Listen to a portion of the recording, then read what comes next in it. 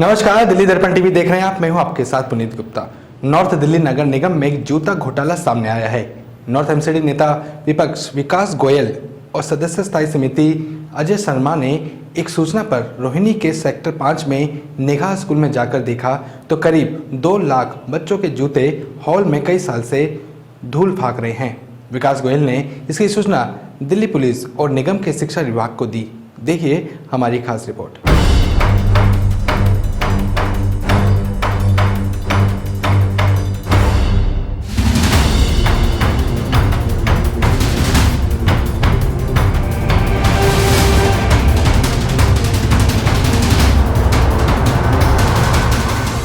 North Delhi नगर निगम में एक बड़ी लापरवाही का मामला सामने आया है। स्कूल के हॉल को गोदाम में बदल दिया गया है और पूरे हॉल को जूतों से भर रखा है।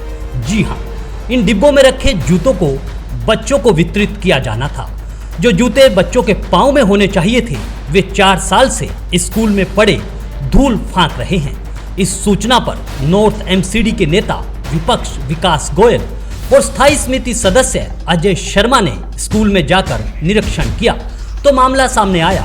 आम आदमी पार्टी के इन पार्षदों ने इसकी सूचना नगर निगम के आला अधिकारियों, शिक्षा विभाग के साथ साथ पुलिस को भी दी। पुलिस की पूछताछ और नेता विपक्ष को भी इसकी जानकारी नहीं मिल सकी कि इतनी तादाद में ये जूते क्यों पड़े हैं। जब हम यहाँ पर आए और हमने देखा तो बड़ी हैरानी हुई कि पूरा हॉल ये स्कूल के बच्चों के जूतों से भरा हुआ है। और यहाँ पे जो स्टाफ था उसने हमें जानकारी दी कि ये जूते 3-4 साल से यहाँ पे पड़े हैं। उसके बाद मैंने डिप्टी डायरेक्टर से बात की, एजुकेशन डायरेक्टर से बात की, प्रिंसिपल से बात की, तो कोई भी कुछ ही बताने को तैयार नहीं है। मतलब यहाँ तक ही बताने को तैयार नहीं है कि इस हॉल की चाबी किसके पास है, जबकि इस स्कूल की एक जिम्मेदारी होने के नाते प्रिंसिपल को ये पता होना चाहिए कि इसकी चाबी कहाँ पर है।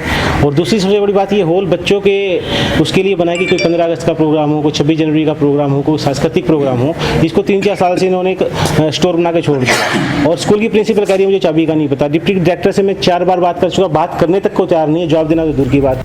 भारी आर्थिक संकट को झेल रहा दिल्ली नगर निगम अपने कर्मचारियों को वेतन तक नहीं दे पा रहा है, लेकिन दूसरी तरफ ये करोड़ों रुपए के पैसों की बर्बादी सचमुच शर्मसार और हैरान करने वाली है।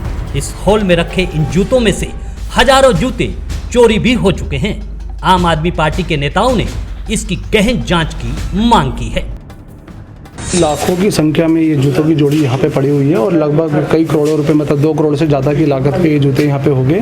वैसे एमसीडी के पास एक तरफ कर्मचारियों को देने के लिए तनख्वाह नहीं है, सैलरी नहीं है, और एक तरफ ये करोड़ों रुपए के जूते जो गोडाउन के ये बच्चों के मनोरंजन का प्रोग्राम था।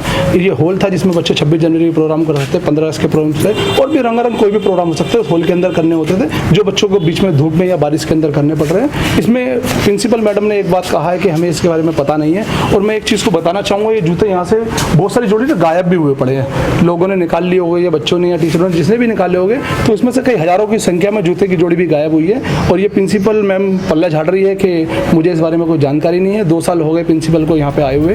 दिल्ली नगर निगम के स्कूल में जूतों को हॉल में रखने पर बीजेपी ने अपनी सफाई पेश की है। आम आदमी पार्टी के चाहे कार्यकर्ता हो चाहे नेता हो, सब व्यक्तियों को प्रत्येक काम में को सनसनीखेज बनाने की एक आदत पड़ चुकी है। आज से 2 वर्ष पूर्व भी आम आदमी पार्टी के नेताओं ने इस प्रकार का क्वेश्चन उठाया था और उन्हें बता दिया गया कि 2016 के अंदर इन जूतों की खरीद की गई थी, लेकिन जब उनकी क्वालिटी चेक किया गया तो वो जूते क्वालिटी के अप टू मार्क नहीं थे, तो उस ठेकेदार की पेमेंट रोक दी गई। आज जो है केस हाई कोर्ट के अंदर पेंडिंग है, और जब तक हाई कोर्ट के अंदर पेंडिंग है, ना तो उसका स्थान बदला जा सकता है और ना ही उसकी पेमेंट दी गई है, ना ही हम जूतों को बांट सकते हैं।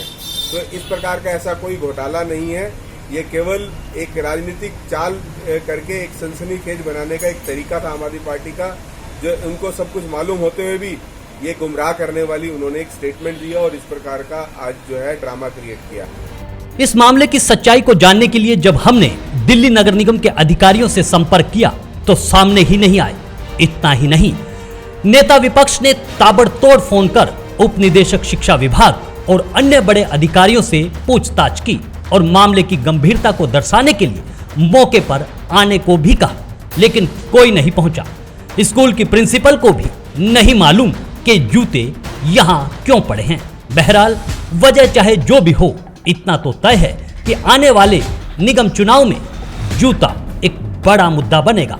पक्ष विपक्ष जूतों के लिए एक दूसरे के सिर की तलाश करेंगे, लेकिन सवाल ये है कि दिल्ली नगर निगम इस जूता घोटाले से कोई सबक सीख पाएगा।